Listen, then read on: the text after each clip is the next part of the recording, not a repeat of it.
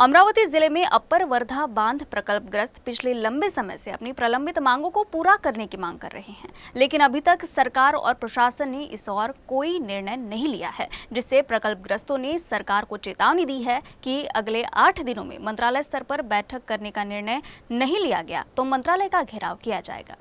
29 मई 2023 से अपर वर्धा बांध प्रभावित किसानों ने आत्मक्लेश आंदोलन मोर्शी में शुरू किया।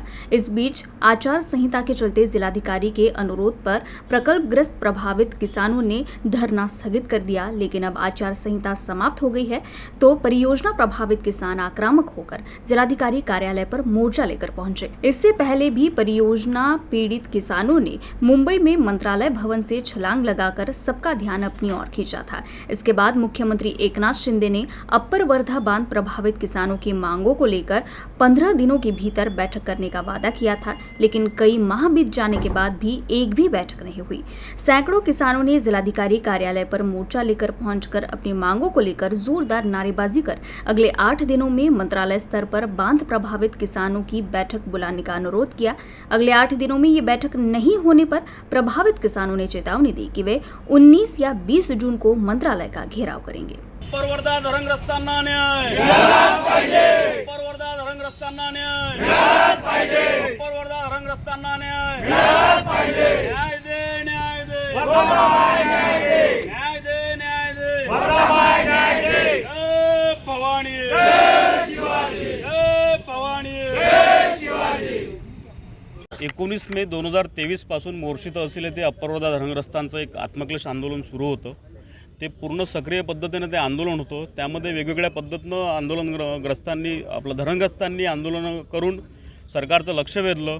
त्यामध्ये जलसमाधी आंदोलन, रास्ता रोको आंदोलन, अमरावती शहराला होणारा पाणीपुरवठा थांबवण्याबद्दलचं आंदोलन, MIDCला होणारा पाणीपुरवठा थांबवण्याबद्दलचं आंदोलन, त्याही पुढे जाऊन मंत्रालयाच्या संरक्षण जाळीवर जे आंदोलन केलं होतं त्यावेळेस माननीय मुख्यमंत्री महाराष्ट्र राज्याचे श्री एकनाथजी शिंदे साहेब यांनी आम्हाला शब्द दिला होता की 15 दिवसात आपण अपर वर्धा धरणग्रस्तांचा विषय मार्गी लावू।